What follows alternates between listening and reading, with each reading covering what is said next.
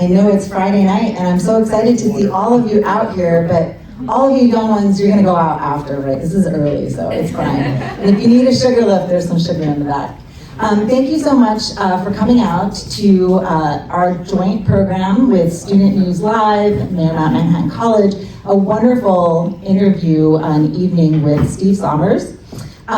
Nick and Rob and I talked maybe 6 or 7 months ago about setting this up, so this has been a long time coming, and I'm excited to see how so many people out here. Marymount will soon be northeastern New York City, so I'm saying that for posterity if this goes into the podcast. This is Marymount, soon to be northeastern New York City, and we are so excited to do more joint programming like this that brings together students, professors, from different colleges across the tri-state area. I think it's so important that we network, that we learn from each other, and then we learn from the greats. And without further ado, I'm gonna have you start the program, Rob.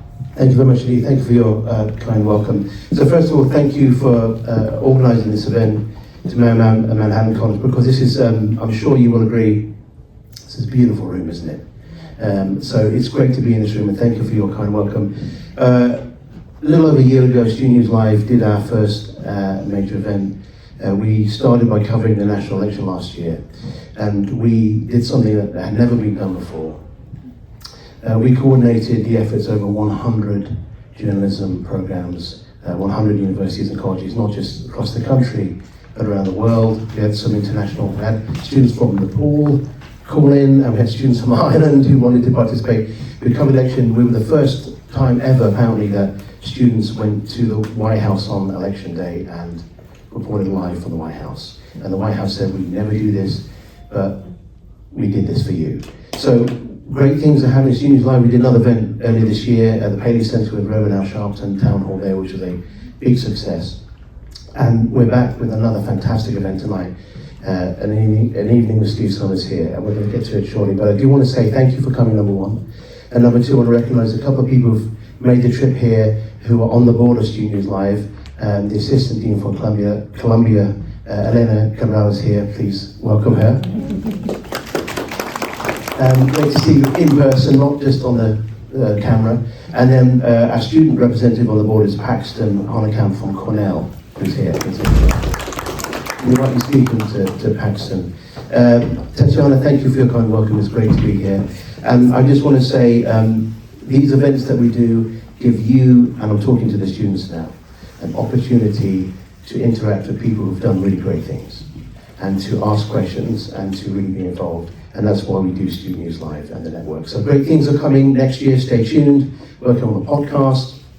These are all really, really exciting things. But right now, I want to hand it over to my co-founder of Student News Live, Dr. Nick Hirshon. Thank you. Thank you, Rob, and thanks, Tatiana, for this wonderful space for tonight. It's my pleasure to introduce our guest, who's a true New York original. Steve Sommers is the longest-running host in the history of the first all-sports radio station in the world, WFAN. For nearly 4 decades, New Yorkers have ended their days, or started their nights, as it were, with his unmistakable voice, his wit, his warmth, and of course, his smooth. Steve has been a constant through championship runs, heartbreaking losses, late-night rants, and unforgettable calls. He's interviewed legends, comforted fans, including myself after many a not-such-great Mets season, driving home from Shea and then Citi Field. Or Icelanders. I don't think you really were comforting me after those. I think you were more poking a little bit because Steve's a Rangers fan. And created a style of sports radio that no one has ever replicated. And when people talk about the soul of WFAN, they're talking about this man right here. So thank you very much tonight for Steve Sommers for being with us.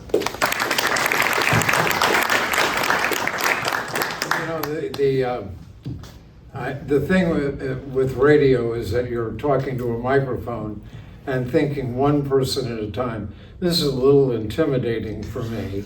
I'm a little bit nervous, a little bit anxious, a little combination of the two, but really happy to be here and that you are having me, for a few minutes, as they say in the trade tonight. I thank Nick very much for engineering this process, and the program with other colleges and students can only benefit the colleges and the students, that's for sure. to have as many people that you can arrange to have.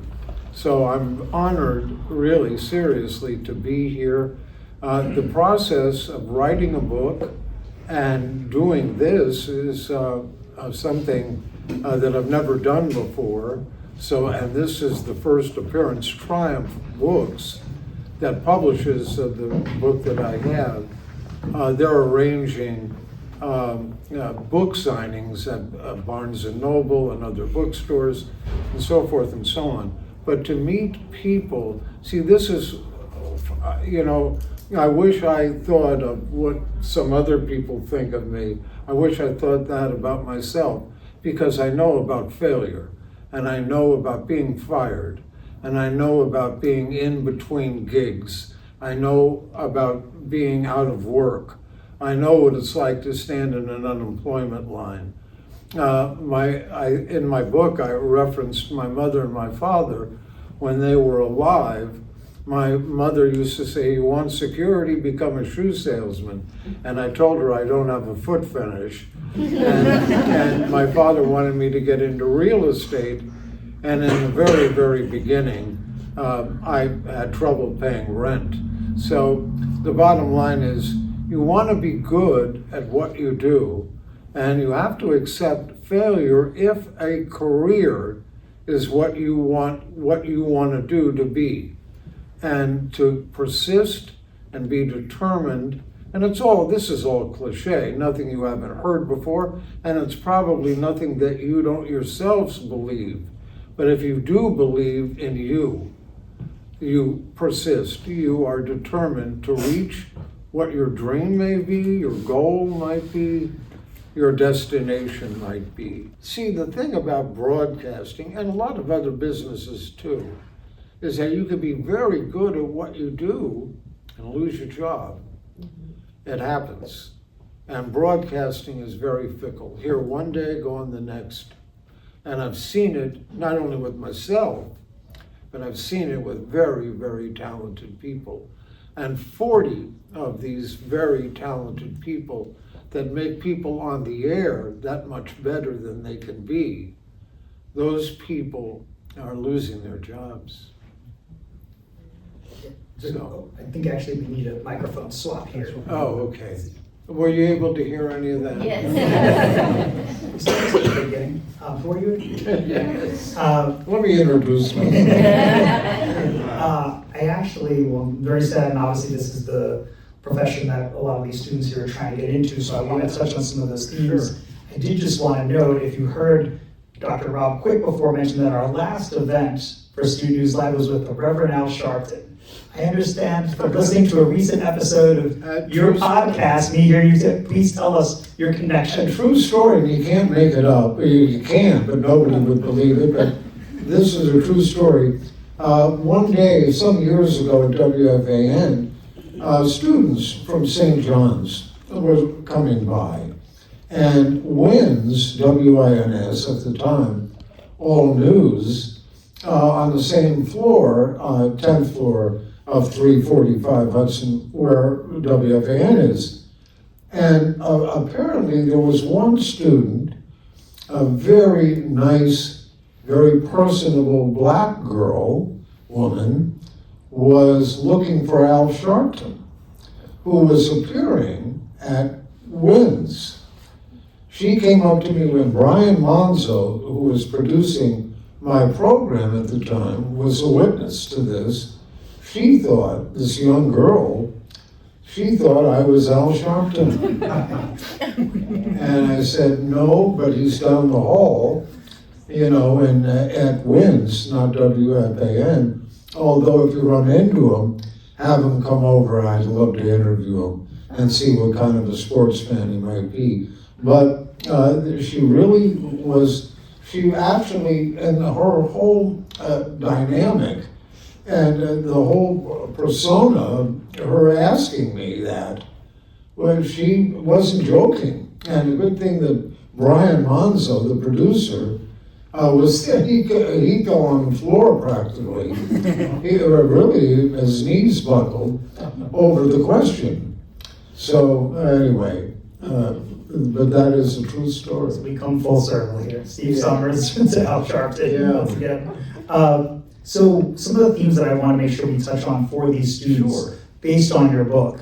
So you discussed a little bit about this before, but that you faced some doubt from your parents, Sam the grocer, and your mom you described as a true angel, Clara, and that they had talked to you about real estate or a more stable profession like in shoe sales.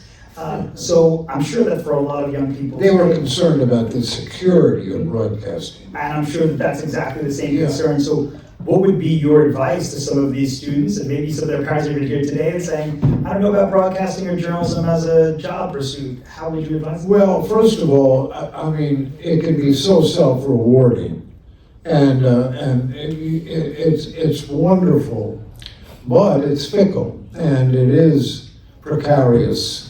And as I mentioned, 40 people, good people, a lot of those 40 that are going to lose their jobs on December 28th. I mean, I joked with some of them that I said, I'm surprised it's not on Christmas that they're letting you go.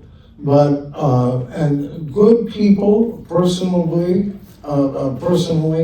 and good workers who made, as I say, a lot of us on the air look better than we are. And the bottom line is that it's a crazy business, but a lot of businesses are like that. But broadcasting, you know, I don't know if you can teach, you can hone, you could soften some rough edges, but I think inherently it's somewhat of a God-given gift of gab. If on the air is what you want to be. I used to say on the air about myself, if anyone asked me what I did for a living, I would say, well, I talk and talk and talk and talk some more, say nothing and make a living out of it. So, and some nights were like that. And if I hadn't really prepared like I should have, there was always some self-doubt. And maybe it has to do with not having the most self-esteem personally. And yet I've had a long career, 17 years of it with television, starting when I was about 19 in San Francisco on the CBS affiliate doing weekend sports. And I wasn't great looking then, certainly not now, but the bottom line is that I had done 17 years of TV in San Francisco and Sacramento, and I always said about Sacramento that if you were a vegetable, you know, an ear of corn, you know, broccoli crown, Sacramento is a great place to live. It's the agricultural area of Northern California. But the bottom line is, so I did TV in Atlanta and TV in LA, working with Brian Gumbel. So I've been around some real stars of the business, learning a lot from them. And I used to tell Bryant all the time, he called me his little Zionist brother, and I used to tell him that you're not going to learn too much from me, but I can learn from you, and I did. But I always listened better than I talk, and I think that helped me with WFAN, because there were butchers and bakers and candlestick makers that called, truck drivers, bartenders, late night owls. All those people were part of the program and became stars unto themselves. There were a number of callers that were acknowledged by the New York Times. We had one caller, a woman, by the name of Doris from Rego Park. Doris had elephantitis. She was on a death sentence almost after she was born, but lived into her late 20s, early 30s before she passed. She was homebound. She was a diehard Metropolitan fan. She used to call, and she would complain also if she wasn't put on the air right away, if there were a couple of people ahead of her. she wasn't all that happy, but she stayed online until she was on the air. When she passed, and she passed the same year my father passed, and Art Carney passed of the Honeymooners, who was Norton, and on the Honeymooners, with Jackie Gleason and authored and put together the magazine, obviously felt a difference made by Doris and the calls that she made and her loyalty to the radio station. See, another thing about working the hours I did, it was not prime time in the morning, not Howard Stern, not the legendary Don Imus, who worked at WFAN, but Imus thought my overnight show was as good as he ever heard. The greatest compliment that he could give to a fellow broadcaster was that, and that he said that on the air, he said that off the air to me, so he became a fan of the program because he would start at 5:30 and then 6, and hear me coming into the station. So I was glad and fortunate to get his support because he carried so much weight at WFN because he brought in a lot of revenue from all of his days at WNBC and going back and forth with Howard Stern when they were in their prime. And so the bottom line is that Imus brought in a lot of revenue, and that meant an audience to go along with it. So, but it took a few years for WFAN, as I say, to reach its audience and for the audience to find WFAN. So in the very beginning, a lot of us didn't think we would last very long because the ratings weren't there, but it became, and still is, even though radio isn't the same, you don't even need a radio to hear what's on the radio. In this day and age, there are so many platforms and ways to listen. Maybe if you're in a car, there is where you can use a radio, but I can't see where you need a radio. And it's different, the approach is different, the presentation is different. It was a lot louder in the very beginning to get people's attention. And so it wasn't my intention. I mean, I think to be what you're not, because in New York, they will kill you with scrutiny and criticism. And I had a strike or two against me because I wasn't from here. And they were hesitant about hiring me in the first place.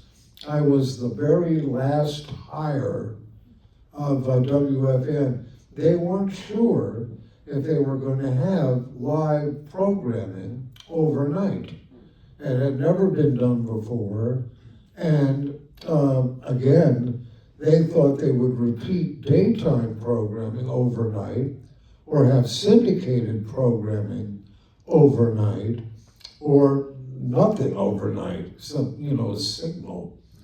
And my agent at the time convinced them to give me a chance. So I eventually, after a while, was saying something that I meant because it's true, that the audience that found me and stayed with me for a while was an audience that gave me breath, gave me a chance, gave me the opportunity, gave me a life, gave me a career, and that is something that to this moment I appreciate very much, because with me here and you there, the title of the fancy book, that was the case. It's a two-way street with talk, whether it's talk news, whether it's talk sports, whether it's talk psychiatry, real estate, whatever it may be. You need to have, of course, listeners, but you need to have callers. And so I wanted them to always feel comfortable, even if on the air some nights I wasn't, but I always wanted those people who took the time late at night and overnight to call and be welcome. And even if their thoughts or opinions were different than mine, that was to be respected. And it's still respected. I'm not a Trump-looking at all, and I know maybe some of you are. I'm rooting for the new mayor of New York City, who met with Trump today, by the way, and they became best buddies. You know, but that may not last very long also.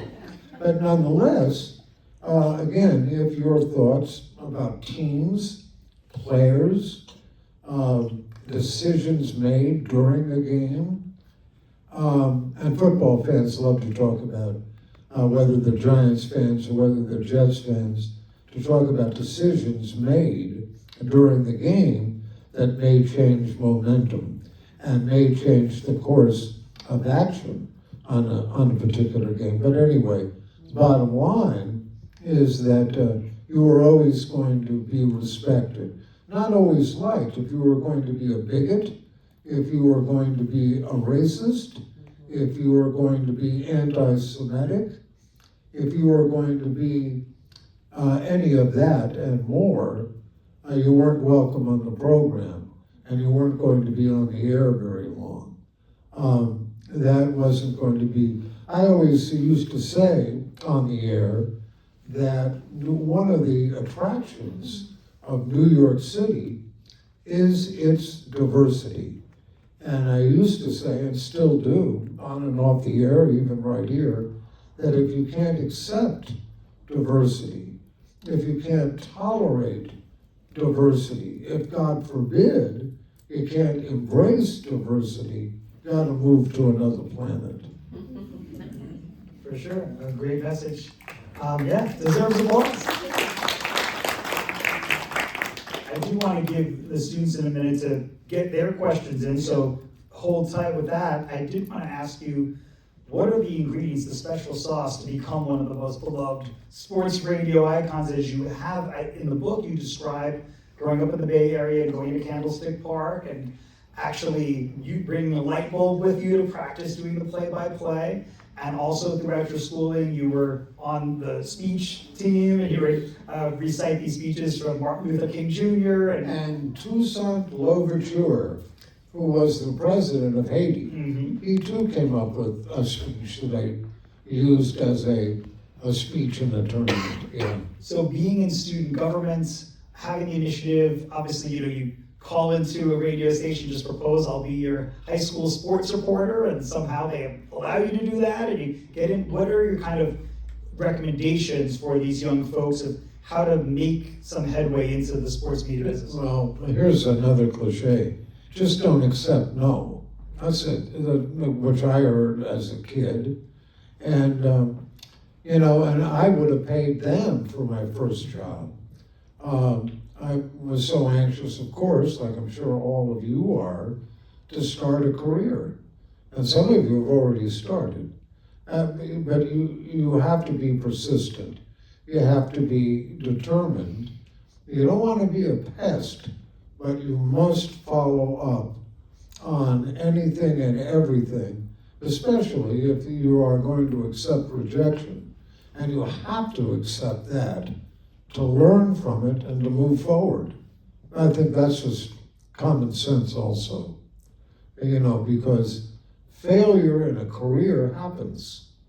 And as I said before, you can be very good at what you do and still lose your job, as these 40 people I know very well are going to lose their job. I hate that.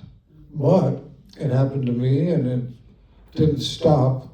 You keep going at it. I mean, that's not very profound and not very novel, not very, it's a cliche, but it's true. And the reason it's a cliche is because that's what you have to do to get to where you want to go. If it's a career, there are some people that As students, they start out with a dream, destination, a goal, and then maybe change course as time goes along. But if you're committed to broadcasting, communications, the arts, you stay with it. If it's something you feel, nobody has to tell you, you are going to be a sportscaster, you are going to be a broadcaster. You have to feel it and be it. And what Nick says is true. As a kid, I used to talk into a light bulb, not only at games, alienating people around me, but because I was loud, and at home, watching a game on TV, I turned the sound down and talk into the light bulb as a microphone. So I felt it and wanted to be it. And I'm more comfortable, although I started in radio, I did TV, as I say, for 17 years in various cities. But I started in radio at a top 40 station doing high school sports. And I saw O.J. Simpson play in high school. I saw Dan Fouts, All-American, Hall of Famer, NFL Hall of Famer, went to Oregon and was an All-American there. And I saw Mike Holmgren, who won a Super Bowl with the Packers as a coach. Saw them in high school. And the Fearless Forecaster, one of my bits, was born then when I was in my late teens and early 20s on this top 40 radio station doing high school sports. The Fearless Forecaster, I used to say then, and said it over the years at WFAN, that he came to America to escape the oppression of soccer, and that he had a low ERA, was a member of the CIA, rode on the MTA, and had a career low ERA, and that he was made famous from FDR when FDR said of Fearless, the only thing we have to fear is Fearless himself. And to this day, Fearless lives off of FDR Drive on the corner of Happy and Healthy. And that silly stuff from high school sports way back in the 1960s worked in the 2000s on WFAN. There were a lot of people that responded to that shtick. And it really is kind of silly, but it all went to 22 years old, trying to break into the industry. How would you approach it now? Working in radio for all these years, how would you approach it now, knowing what you know? Yeah, it's a good question for sure. And I'm trying to rewind in my mind here how it happened for me. I think somebody recommended an audition. Somebody at the radio station who had been doing high school sports was let go. And I remember now calling to say, if anybody is auditioning, I'd like to be a part of that. And so they said, okay. I had done I'll tell you how, before that, and that was my first real radio job where I got a salary with scale, of course, and but I would have paid them for the opportunity, and it was a popular top 40 radio station. The Morning Man is now the voice of Maryland football and Maryland basketball, Johnny Holiday, who was the Baron of the Bay on KYA in San Francisco. And so young people listened. So I auditioned and got the job, by reporting on some high school sports. But I beat out people with more experience than me because I was young and would work very cheap. I wanted to start the career. So that's how that happened. The TV thing, same. When I first started in San Francisco on TV there, it was somebody losing their job or moving on and having auditions. And at the radio station, I had heard about what was happening at the TV station. I think you could talk to 10 different people on how they got started, and you're going to get 10 different answers. So what is comfortable and right for you, you pursue it. And if that is calling the station even without hearing about anyone being moved, whether they leave or they're let go or reassigned, whatever. Bottom line is, call places where you would like to work and find out how you can get started there. And don't take no for any answer, ever. Thank you. Yeah, good luck. That's all I can say. And that doesn't mean that that place will say, come on down, we'll give you a job right away. Right. You may hear a few no's, but you don't stop there. Yeah. Yeah, next question, yes. Yes, sure. Hi, my name is Brendan. I'm a high school senior, and right now it's the moment where you're trying to find your passion and your purpose. And you mentioned that when you were 6, you knew that this is what you wanted. Yeah. So how did you distinguish this hobby or this thing that you liked from something that you wanted to dedicate your life to? Well, it's also a good question, of course. Again, almost part of the same answer I gave to him. And you feel it. And what is it that you would like to do? I'm torn between two things, between like journalism or like an English major and something related to science, like becoming a veterinarian. Sports writing or? Yeah. I'm just open to everything. Well, think of where you would like to go. Get in touch with them. Yeah, and they ought to accept your call.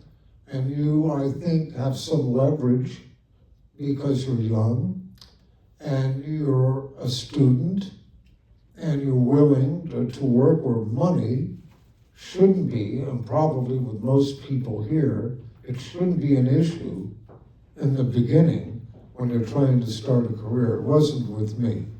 I would have paid them to get started. But call places where you would like to be and where you think you'd feel comfortable. And maybe they have some kind of internship. WFAN used to have that, but no more. But there are places, I'm sure you've thought where you might like to work. Call them. Get in touch with them. And they may ask for a resume, they may ask for some samples of what you've done, and you'd be more than happy to send it. Again, no guarantees, but that's a way of getting started. If you're born into a family that owns, a website, a blog, a newspaper, that's a little bit different. But call places and see what the chances are of them possibly giving you a chance. Because that's what you want. Yeah. I don't know if that helps, but I hope so. Thank you. Sure. Yeah, we have a question here from Matt Goldman, a student at William University who is the editor-in-chief for our school newspaper, and he just was nominated for 3 intercollegiate broadcasting system Well awards. done. Congratulations. Well done. So my question to you, Steve, is I'm 19 years old. I'm trying to crack into the sports media industry, whether it's journalism, television, radio, anything really. Sure. So I find myself kind of lacking motivation. So since you've been in the industry for 40 plus years at this point, what was something to you that made you motivated for honestly eternity? Well, watching and listening to others. I wanted to do what they were doing.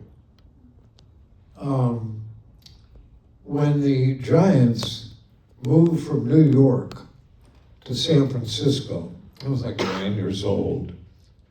And Russ Hodges was the voice for years with the New York Giants and then the San Francisco Giants, baseball.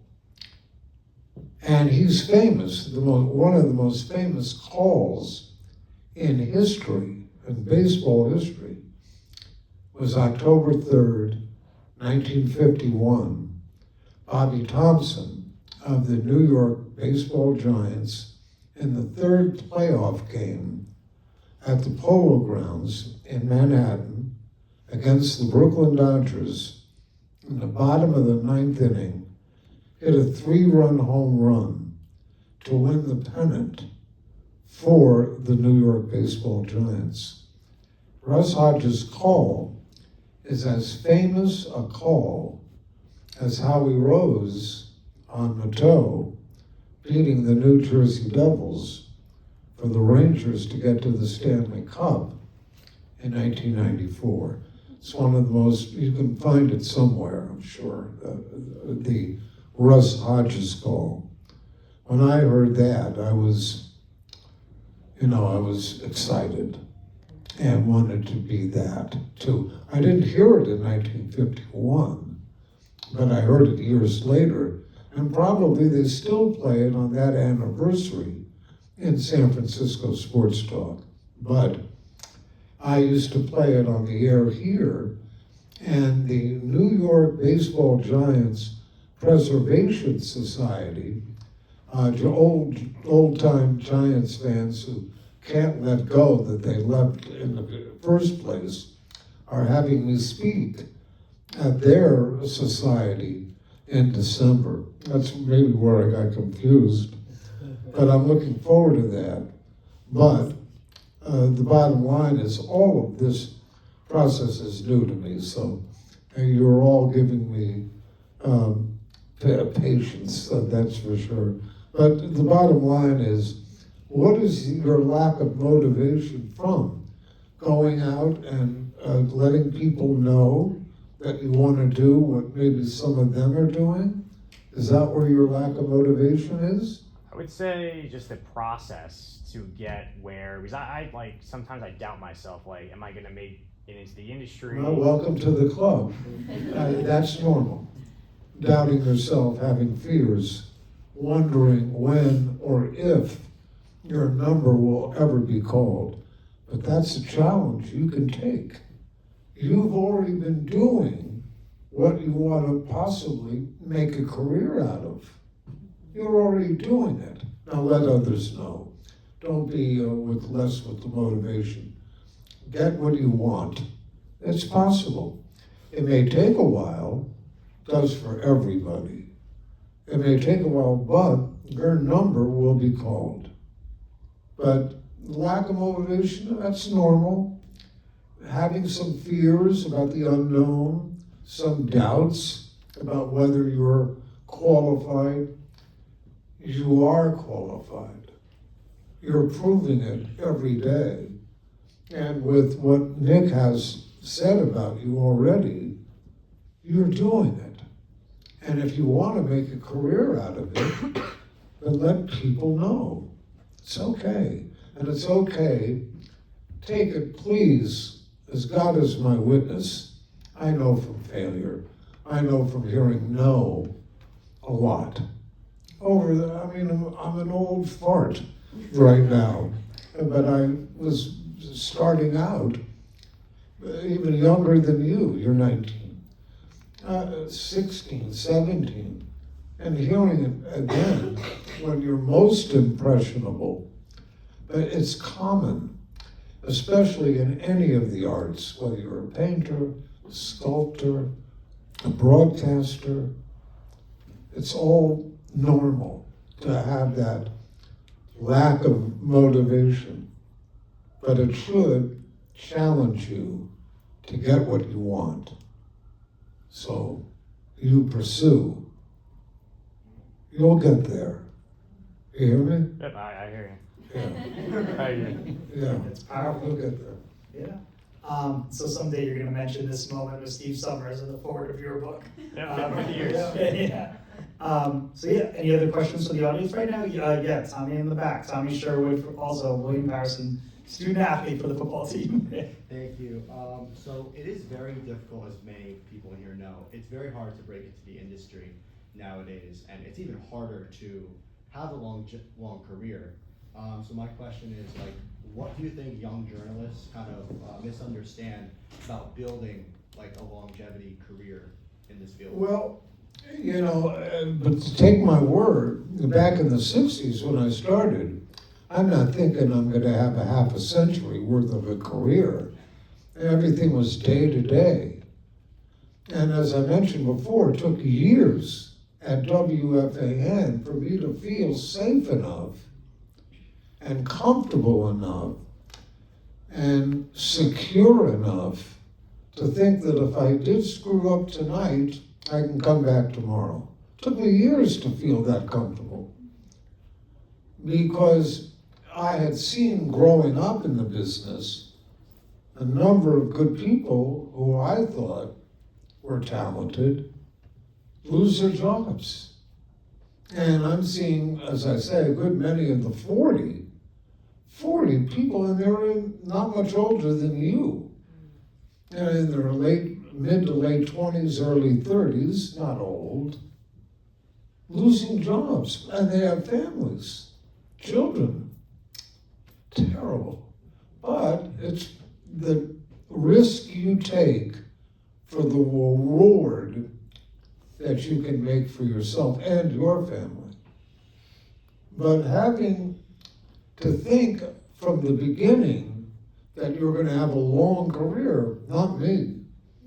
Everything was almost day to day. And you get a job, that's how you have to take it.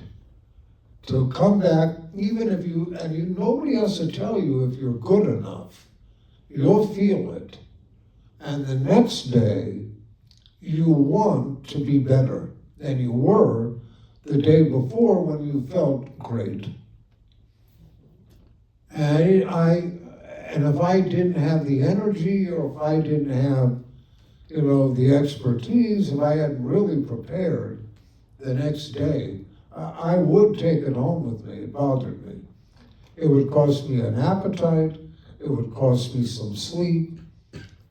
Most people, when they screw up, they leave it at work and don't take it home. But I would be bothered by it, wanting to be better the next day. But that's normal. That isn't anything unique. I mean, I'm sure any of you, if you err being human, you're not going to be perfect, no human is. You just try to learn, and I've made the same mistake more than once. So the bottom line is that eventually you just come back the next day, no matter what it is, and be better than you were the day before. I never looked at it like I got a long career ahead of me. It happened that way because I was lucky that I didn't become one of 40 around Christmas time losing a job. Although I lost some jobs, and I deserved, in some cases, for losing a job because I didn't care enough, or I didn't prepare enough, or I didn't like where I was working. I didn't like Atlanta. Too many Confederates. There's some funny lines in your book about your time working in Atlanta. Yeah, I was in the ring with Muhammad Ali, though. That was quite an experience. He came to Atlanta because the state of Georgia was to reinstate his boxing license after he was thrown out of the sport for not going to Vietnam. He didn't believe in that war, didn't want to go, but after 3.5 years, the state of Georgia gave Muhammad Ali his boxing license back. And so for the Boys and Girls Club of Atlanta, he wanted to do a charity thing with sportscasters. So I was in the ring with him. And there's a photo in the book wearing an I Hate Steve Summers t-shirt, by the way. I was supposed to jump a motorcycle over a goalpost in Atlanta Fulton County Stadium during halftime of a motocross event and didn't make it over the crossbar. And that came from being in Sacramento on the hood of a car through a wall of fire. Because in those days, George Plimpton, a very elite intellectual voice, wrote a book. He wore a bow tie, vested suits, very much, all intellectual. And he wrote a book called The Paper Lion, which was him working out with the Detroit Lions. Not an athlete in any way, shape, or form. But the book became popular, and news directors of TV and radio stations too wanted some of their people to do stunts, like George Plimpton had done with his Paper Lion book, and like Evel Knievel, who was very, very popular at the time. Anyone here know from Evel Knievel? He used to jump motorcycle.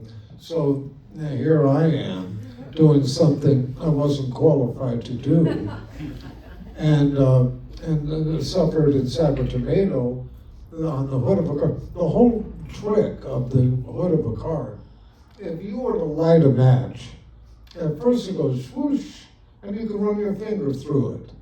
But if you keep your finger there, you're going to burn yourself. The trick with on the hood of a car, goes around this oval like a track, a field track, and here's like a goalpost with planks of wood going across with hay in between each plank. And the trick is that they pour gasoline over the whole thing and light it, and then it goes whoosh. And then the car comes by and goes right through it, like you're running your finger through a match. Well, they lit the wall with the wood and the hay right before the car hit. So I went into the whoosh, 2nd-degree burns. But I became like a martyr. He did it and he got injured, he's still alive and still on the TV here. And I had, all kinds of bandages all over.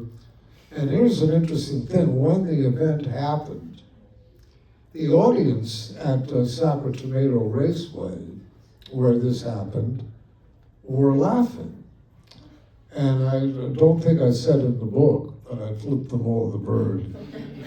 They were laughing. And my pants, I was wearing polyester pants, only a helmet, and gloves. And on the hood of the front of the car, no windshield, so my feet were kind of tucked into the dashboard. And it didn't go very fast around the track, but as the car was approaching the wall, that's when they lit it. And I went into the whoosh, and my entire pair of pants, polyester, just burned away. Yeah, not the underwear, thank God. So you're saying this is your recommendation for stage journalists? Yes, and as I said before, it really is, and it's true in a lot of businesses. You could talk to 10 different people and get 10 different answers on how they got started. Yeah, no one is going to tell us that story. No one else. Yeah, there's no guarantee. But the number, if you're persistent enough, eventually you'll get some opportunity. There were a few other things that, before we wrap up, I did want to ask you about. So you mentioned early in your career, you were at the San Francisco TV station KPIX. Yes. And as the weekend sports anchor. Yes. And since this was your hometown, you felt like you were intimidated by the gaze of family and friends. Oh, yeah. So I think since we're in the New York market, right, it's very tempting to say, let's stay in this area. We obviously eventually want to work on Broadway, just like you did.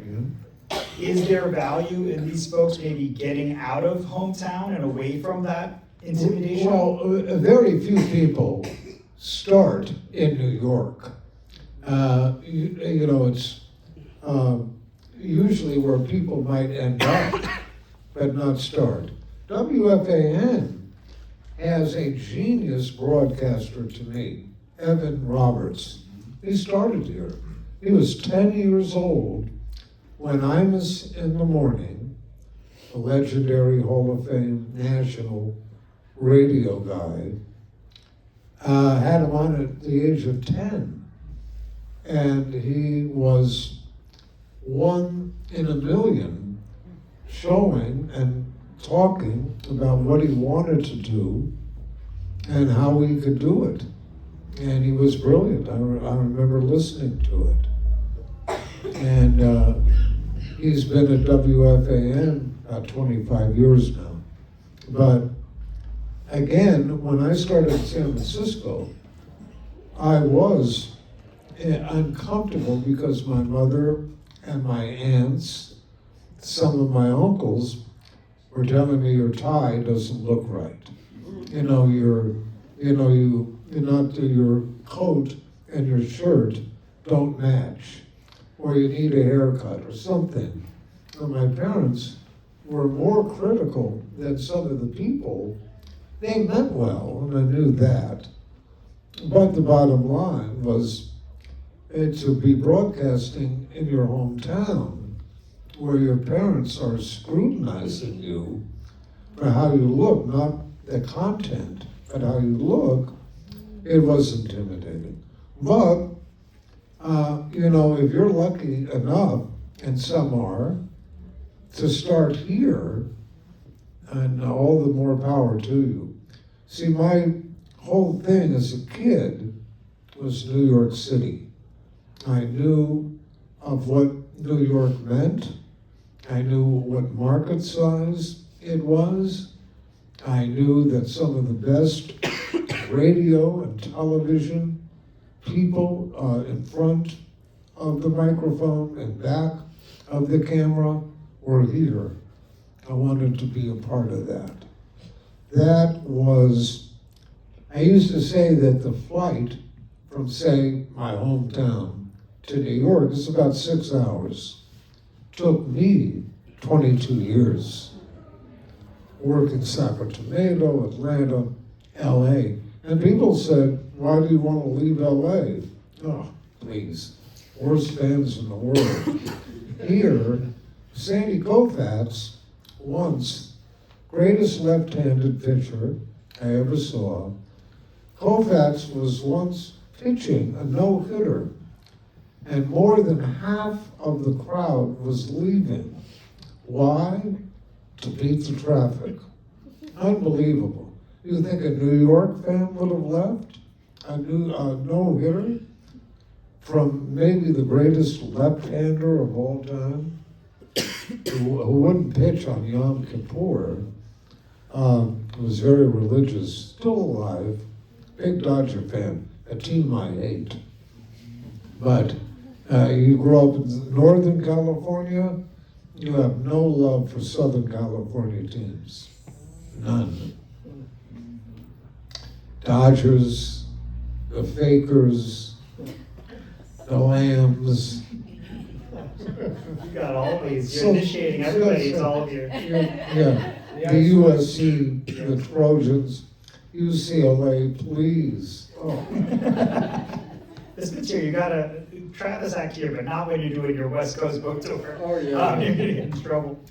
No, I couldn't wait to leave. I mean, and San Francisco, which is considered a physically attractive city, and a lot of visitors, but it's not New York. Nothing is New York. Right. Yeah.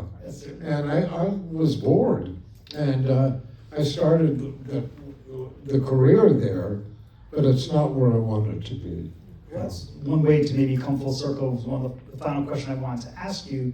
You mentioned that you don't root for some of those West Coast teams also because of the way that your brother was treated when you were growing up. Yeah. So I think so many New York sports fans who've listened to you for so long, like myself, really associate you with empathy.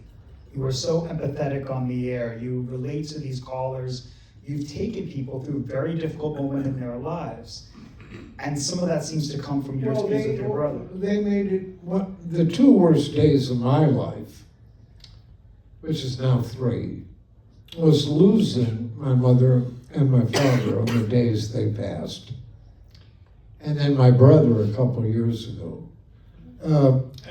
I had cancer. I had prostate cancer about 5 years ago. It's gone, hasn't come back. And I'm told if it ever does come back, it's not likely, and I would be older, much older than I am. And I've had some health issues. Didn't talk about them on the air because everybody has problems of their own. And I didn't want to turn the program, which was fun and happy to do, I didn't want to turn it into, oh, we hope you get well, we hope you don't die, or we hope you do die. I'm just saying, it would have changed the whole dynamic of the program. So, and I didn't talk about my brother, who, but in the book I do. Because he knew I was going to write about him, and before he passed. And he was older than me, and he had kidney cancer, but he was born disabled. And there were, my mother and my father took him to doctors and psychiatrists and psychologists, you name it. And they recommended that he be institutionalized. My mother and father said, no way. He's our son, and we're going to care for him. And they sacrificed. That's why my father is my hero. Son of a grocer and proud of it, because of how they gave him so much attention. If you're healthy enough, God willing, you can have a child. To raise one, even if normal, whatever normal is, difficult. Because you can teach or be shown the example of right and wrong, and still, young people experiment, do their own thing, and so forth. But my mother and my father never wanted to give up my brother. And it's not easy being a parent if the kid is normal, let alone somebody physically, emotionally, mentally disabled. So they never made him feel unloved, never made me feel unloved either. So, but they sacrificed their lives for him, and I'm sure if any of you turn out to be parents, that God willing, your children are healthy. But if not, I'm sure a number of you would do the same thing that my mother and father did for my older brother, and never made me feel unwanted or unloved with all the attention they had to give him. Can maybe we end on what is the importance of empathy or compassion, grace, whatever you want to call it, but what would be the importance of that for them going through this business? Well, I think with talk radio, and certainly what I was doing with humor and humility and sports, which is the toy department, it's not real life. Well, it is real life, but it's not the most important thing going on. In our world, we think everybody cares and is a diehard sports fan. Most people don't care. You think in China they care about the New York football Giants? I'm just saying, maybe not the best example, but nonetheless, most people, even in New York, don't care that much about sports. My wife, not much of a sports fan, even though her dad took her to the '86 World Series with the Mookie Wilson game and Bill Buckner and watching the Mets win dramatically so. But she's not really a sports fan. She'd rather go to the gym, rather play tennis with her friends. that kind of thing, but not much of a sport, which is okay, you know, because we talk about other things.